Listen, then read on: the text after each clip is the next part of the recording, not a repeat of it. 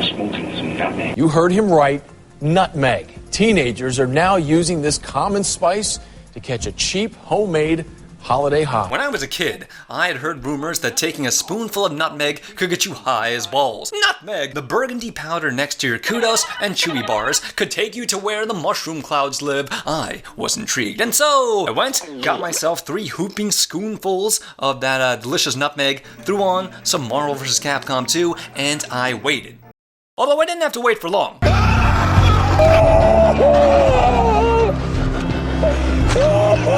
Absolutely terrifying. It felt like I was falling and falling at faster speeds, and I couldn't stop. Like, no matter what I did, I just couldn't slow things down. A nightmare, and I felt like I had met the devil himself. This is how some people react to furries. If you want to start a fight on the internet, type these 4 words into the comments section. You'll be hit with more vitriol and anger than a mankind title match. And you're not going to make it out of there alive. I don't really get it. Because if you're going to go after people for dressing up in goofy costumes and doing stuff, you're going to have to go after cosplayers too. You have to get as equally mad at someone dressed up as Master Chief or Dr. Katz than you will to a furry. Because it's the same exact thing. Taking on a persona, assuming a character. Why would you do a thing like that? What do you mean, use it? Yeah. Fun. They're the second most oppressed group of people in the world, second only to gamers. Everybody knows that girls can't do shit other than suck dick. And I can't imagine why that is. Now, it's important to know this, because I talked to a couple of furries and I asked them, what's the most important drink in the furry world? And they said, Orangina. It all comes down to this. All because of this commercial.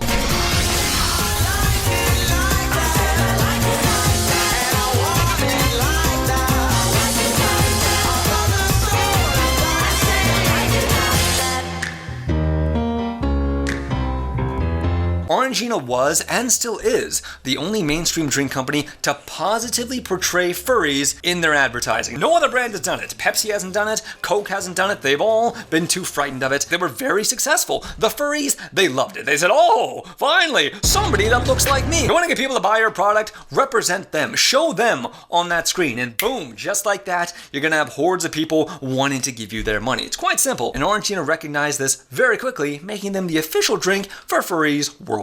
Orangina is a soda that's a blend of a couple of different citrus fruits. You got your orange, you got your lemon, you got your mandarin, you got all kinds of great fruits in there. It's a very creative thing. I will say, it smells strongly of pine sol. I really can't shake that scent out of my noggin there, but that's something very appealing because when I was a kid, I always wanted to drink the pine sol. And my mom would bring that stuff out, man, she would put it in that big giant bucket and I'd be looking at that thing like ambrosia of the gods, man. Looks delicious, but you can't drink it. Life is like a hurricane.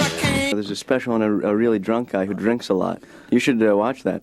What's that called? It's called the Drinky Guy, who's drunk all the time. Drinky the Drunk Guy? You know, for a drink that represents the furry community in such a big way, I would expect more of a explosive taste, something a bit more expressive. It doesn't have the sourness of a lemon, it doesn't have the tartness of a grapefruit, and it doesn't quite have all the sweetness of an orange or a mandarin or anything like that. It is instead a combination of all these things that have just been precariously measured to be a little underwhelming. If you've had orange juice with Sprite in it, you've basically drunk Orangina. Hey, you're better off saving your money for a fursuit.